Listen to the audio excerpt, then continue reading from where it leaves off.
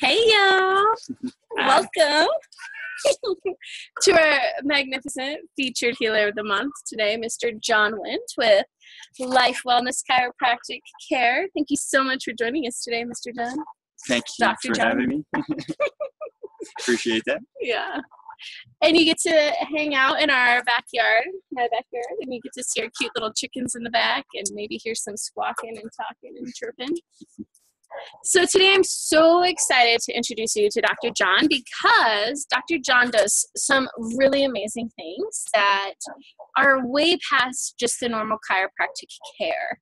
And the reason why I wanted to bring him forward today is because I just feel like every single human being can truly benefit from the gifts that he shares. And a few of those is one, chiropractic care, which I think so many people underestimate the value of chiropractic care. And in case y'all didn't know, I also got to share an office space with him for, was it a whole year? A little over, I believe. Yeah, a little over a year.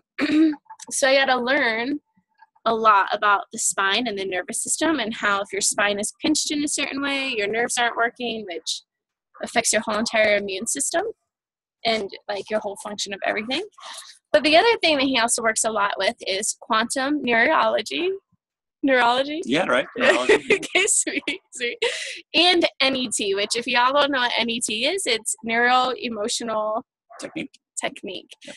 And it is absolutely fascinating.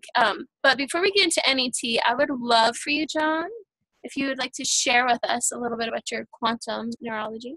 Sure. The concept of quantum neurology, quantum is just a unit of measurement. So if you have one person in front of you, the unit of measurement, let's say, would be 100. And so if you have an injury to the tissue or you have some emotional distress going on, then the quantum, the energy that's in the body is then pushed towards the area of problem or stress or something that needs to be adapted to. Okay. And so when that happens, then the rest of the system kind of dims a little bit. What we're looking to do with quantum neurology is find where there is neurological inhibition or lack of function, and we restore function to that. The main way we do that is through neurological recognition. Okay, how I generally explain this to people is if you're in a 3-story house and somebody breaks into your basement and steals all your things, you don't have an alarm system or any other way, or no dog or anything to let you know that there's somebody down there. You have no idea that happened. 3 weeks later, you go down in the basement and all of a sudden, no, all my stuff's gone. What happened? You weren't aware, you didn't recognize that it was occurring at the time. Therefore, you couldn't respond to that. In the body, if there's an injury to a tissue, let's say the knee or shoulder or whatever, then the nervous system withdraws from that area that's been injured.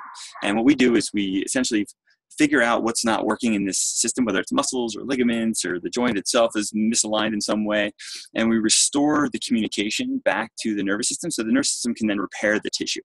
Chiropractic has been known to work on the spine, and that's great. It does a lot of good for a lot of people, but we found that if you create a recognition of the nervous system to apply to the problem, that you can get faster results. So we really appreciate that. We've seen phenomenal things happening with people every day. So it's been a blessing to be. And then the NET I also want to touch on because I have seen John a lot over the last couple of years. At least 5, I would say, huh? Maybe 4. I think I maybe seen it like 2 or 3 times, but it feels like a lot. Just kidding. But I've done a lot of work with John on the NET for the neuro-emotional space. And just from experience, I have to say it's super phenomenal because the body stores energy, right? And memory and trauma. And when I go to him because, like, say my back is feeling funky, and like the other day I came to see him because I knew that I needed to work on a part of me. I wanted to work on the back of my heart, and I knew that his type of medicine healing that he does would be able to access the memory in my body, which, by the way, I'm still processing all of that. It's actually been a little bit long. It's actually been a few weeks, right before the eclipse. But the neuroemotional, I feel like, is so phenomenal because it helps, and correct me if I'm wrong, Dr. John, but it helps release the memory and the trauma so your body's not reliving it, or how would you explain that?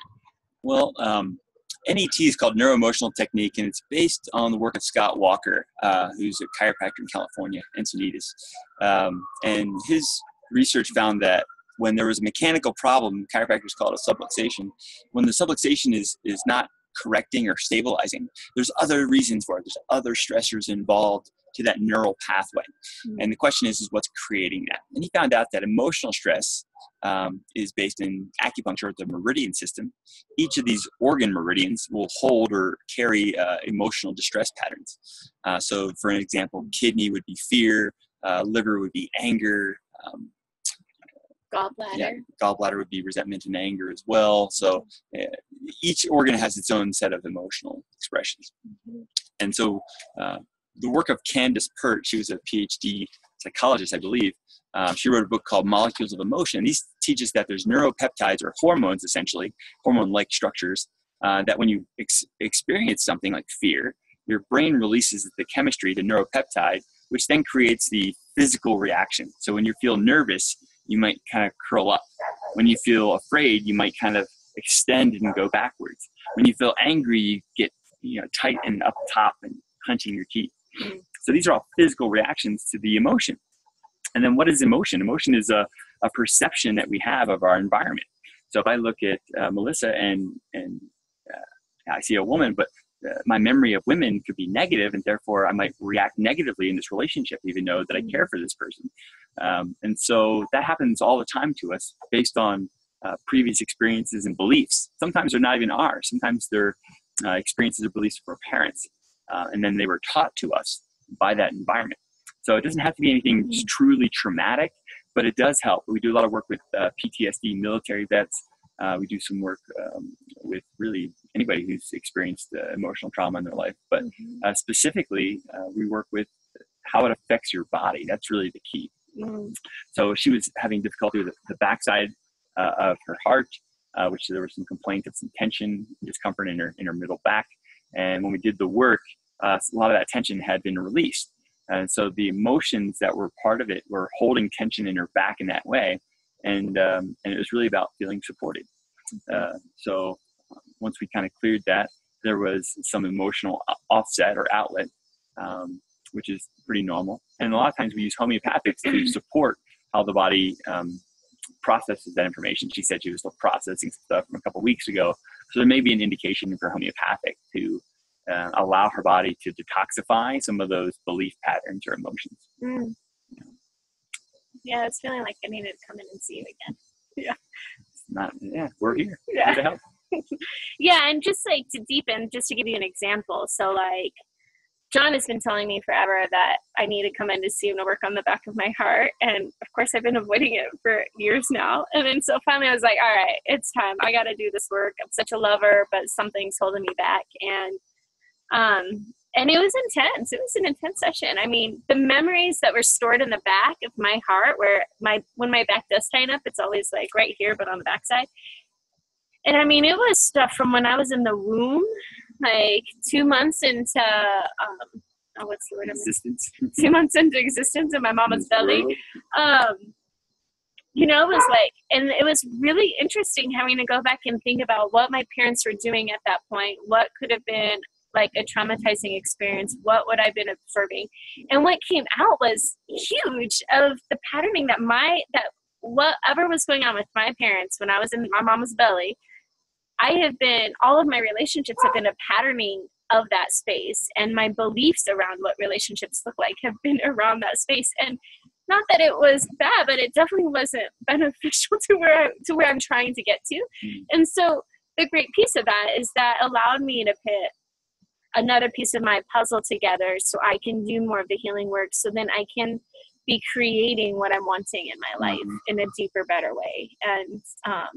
And it's been a few weeks, and I will just say, like, I've had a lot of movement with it, like I can just feel a lot of energy moving out of my space around it. And of course the universe gives you opportunities to look at it, to practice it. Another example, just to John does an umbrella of really beautiful things, but, on the chiropractic care, like I remember one day, it was actually in this backyard, it was raining, and my dad, there's a beautiful tree fort over here, and my daughter fell down the stairs and hit her head like all the way down in her back. And within like 24 hours, she was like wanting to vomit, had a pounding headache. And I knew, I was like, her body is so twisted. And I took her into Dr. John, and sure enough, I mean, her body was contorted everywhere. And she went from having like fevers, vomiting, like headaches, like super, super sick. And then within like minutes of him doing the adjustment with her, she was like back and perky again. And it's just because when your spine isn't functioning and isn't in proper alignment, it pinches all your nervous systems, which communicates to all of your organs and your whole entire well-being. Yeah, beautiful. Basically, we say in our office a lot of times, it's progress, not perfection. We're not looking to make anybody perfect, but if you want some enhancement in your life, how do you do that? And what we do is we break down the system first through alignment. So bones are meant to hold you. Muscles were meant to move you. So if the muscles, because of our posture, are holding us up all day, they generally feel sore or tight. And the longer they exist, it turns more into scar tissue. And then your joints begin to break down. And then once those joints break down, then your nervous system is unable to respond as well. And that's where that quantum starts to diminish. And that goes with our ability to even process emotions, right? So it's affecting our relationships. One of the biggest things people, my staff kind of recognizes is when people come in for care, they're obviously injured or hurt or have some complaint usually when they come in, and within weeks they feel pretty good, and within months they're actually experiencing a different personality from this person. There's more light, there's more expressionism, there's more compassion. They just know that they're handling the stressors of life more efficiently. And the deeper we dive into those concepts or the depths of a person's emotional reality or belief systems, or physiological patterns or neurological patterns or movement patterns of any kind, we can help troubleshoot any of those things. With emotions, Esther Hicks is quoted as saying, "A belief is nothing more than a thought you keep thinking." So anything in our life is all about patterning.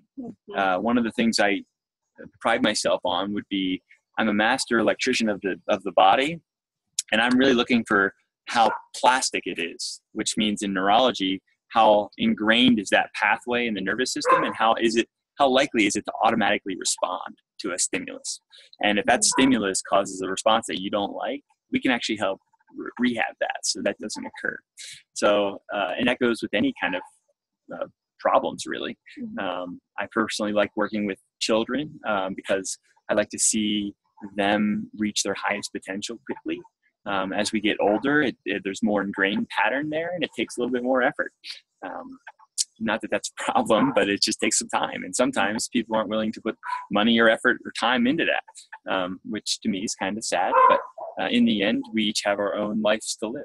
And at Life Wellness Center, we're just here to help engage whatever you want to help you out and experience a better life. Well, and just like even on that piece, and that's the whole reason why I love doing these featured healers each month, because I feel like there's so many people in their life that if you were to ask them on a scale of 1 to 10, how fulfilling is their life? And they would maybe say like 3, 4, maybe a 7. And to me, it's like, man, there's so much good in the world, and there's so many amazing things happening every day. And just even watching a flower grow, or, the cute little chickens eating, it's like, there's so much joy and love to be having in this world that it's like is that Dexter? I'm going to go grab him real quick. Yeah. Cute little Dexter's barking away. But, it's the life quality. And if you knew that there was support for you to help the quality of your life go up, like what would that cost be to you? What would that worth be to you? And that's what I love about John, because I feel like he works on, this is Dexter. Hi, buddy. Oh, geez, hi. And, it's like, that's what I love about John, is that he does work on the full package. He works on the skeletal, the muscular, the mental, the emotional, the neurological. So really quick, I feel like everyone should know probably what a chiropractic adjustment is like, right? But how does your quantum, I would like you to show an example, and you can use me as your dummy if you want, like how NET works this like what you would do to a person? Sure. And then quantum neurology. Absolutely. Thanks for that, because that's really it. It's often about the experience that you have, and so it's one of those techniques that looks weird and it doesn't make sense, but if you break it down into the science, it actually makes a lot of sense. So what we do is use muscle testing, right? It's often referred to as manual muscle testing. Now, this concept is based on if your nerves are electrical, if you have full power, the light switch is on, your muscle is going to be 5 out of 5 when we test it, and it can respond to that stimulus. I push on it and it stays or locks out, right? So this is a example of a nice strong muscle. I put my finger on this meridian point here, hold this arm up, try it again. So all of a sudden that nervous system is inhibited here, and it's called a reflex point. It's actually called a polarity point. It's a good thing that that happened, because that means her brain's working, she's hydrated, and she's present with this conversation. So that's a good thing. So just like a reflex, this should kick out when you hit your knee. The reflex here should inhibit any muscle or function there if her polarity is working. So that's an example of a muscle test. Now, sometimes when we do testing for quantum neurology, we're looking for the dimmer switch to be turned down. The muscle, she can move it, she can do stuff, but if I put pressure on it, it just might not hold or respond to that pressure. And depending on the grade, it can be anywhere from a 3 out of 5 or a 4 out of 5. 2 out of 5 means you wouldn't be able to pick it up. 1 out of 5 means you would move it, but you couldn't hardly move it. And 0 means there's no function whatsoever. There's no response in the muscle belly. So when we do a muscle test, we turn the thumb down and hold that. We turn the thumb up, hold that. Try that, hold that again. So with the thumb up test is actually testing the serratus muscle, which goes underneath the shoulder blade to the back. And so when we do the serratus muscle here, and then we touch the lung meridian, all of a sudden that muscle stays nice and strong. So basically, hold strong, you touch that point, and hold strong, and all of a sudden the muscle changes. So we see that this acupuncture meridian for the lung affects the serratus muscle based in Chinese medicine again. So in that functional medicine concept, the electricity is inhibited in the lungs for some reason, and the energy, the quantum in the nervous system has to go to the lung, and therefore that muscle doesn't respond. Okay. Now, how does this affect this person? Well, the serratus muscle holds the back like this, which is part of posture. And so if it doesn't work, sometimes we can get some tension in our neck or discomfort in our back, or our shoulders might not work very efficiently. So we might get pain in our shoulders. Specifically, right now we have a lot of fires going on and smoke through the Colorado area due to the fires in Idaho and Montana. And therefore, that's affecting our lungs. 95% of patients in the last 3 days have come in with that exact problem.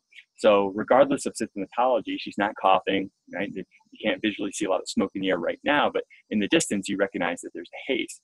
So that air quality is causing stress to the lung, enough so that her body's inhibiting the muscle called the serratus.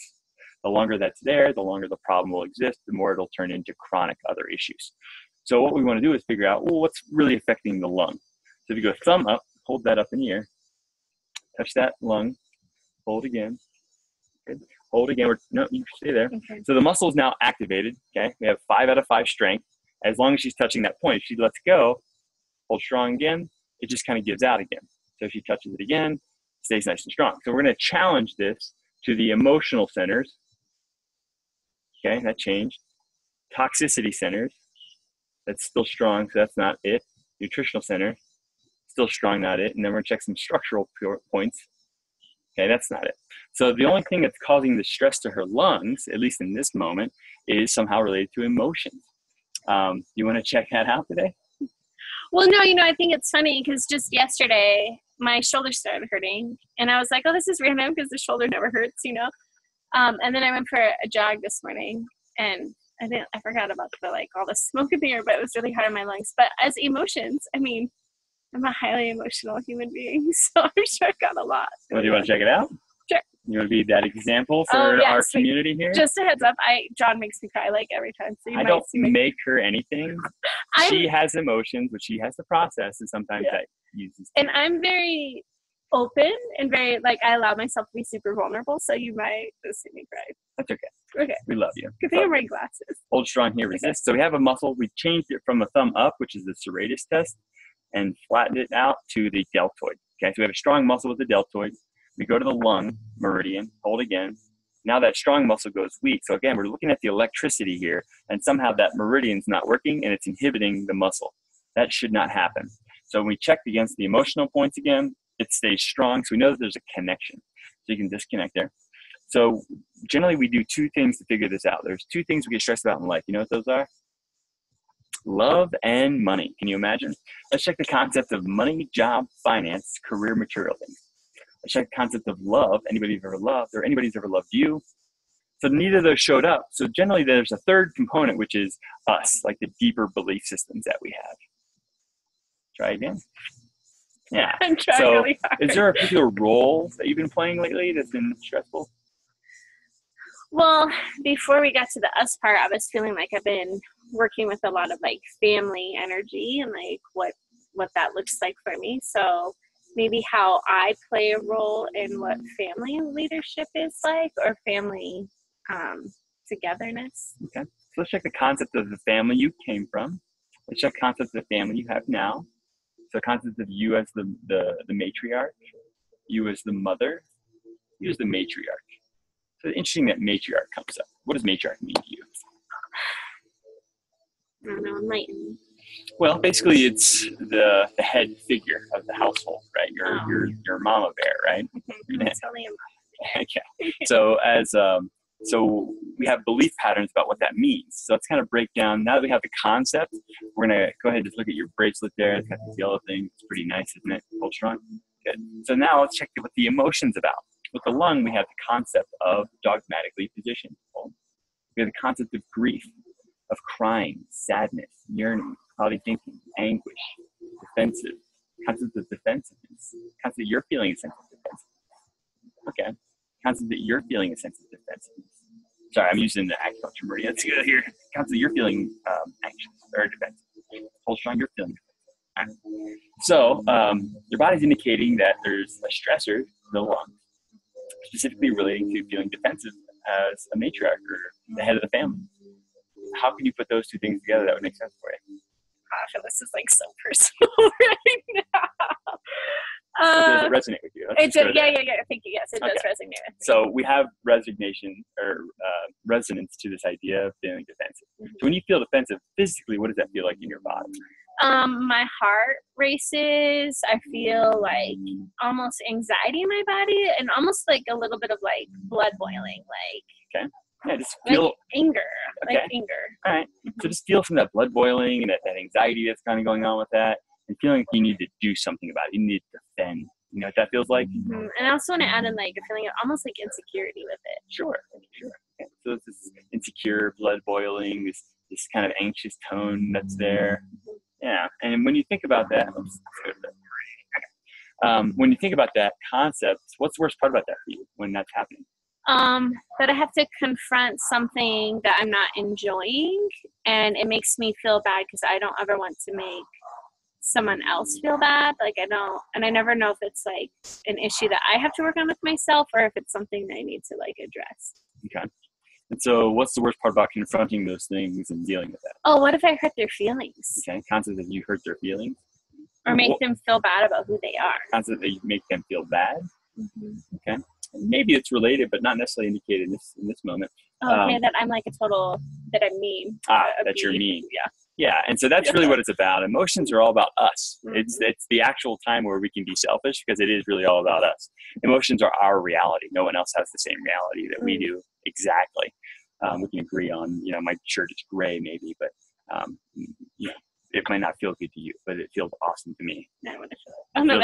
Feels pretty nice, doesn't it? So, yeah. So the idea is that the reality is our own experience. And so in this case, there is a sense of defensiveness because I don't essentially want to feel like a mean person. Mm-hmm. Yeah, that doesn't feel good, does it? No. If you have to confront something and kind of be mean about it. Mm-hmm. What are the judgments you have about mean people? What are some things that you believe? Well, I'm laughing because I'm like, I like to show up in the world as like a very nice, loving, gentle, tender person that people would feel really like warm and receptive to. And so for me to be mean, I feel like it's counteracting where I'm trying to like live from on a day-to-day basis. Yeah. And so what kind of person lives incongruent to the day-to-day basis, and they behave in a mean fashion or something. Like, who do I know that's like that? No, but what is a judgment you have of a person? Oh, that like it makes me a bad human being. Okay, concept of that feeling. And I feel like there's some like old religious stuff, almost Sure. like past life religious stuff. Sure, and it's just concept that you're just a terrible person, right? Yeah. Yeah.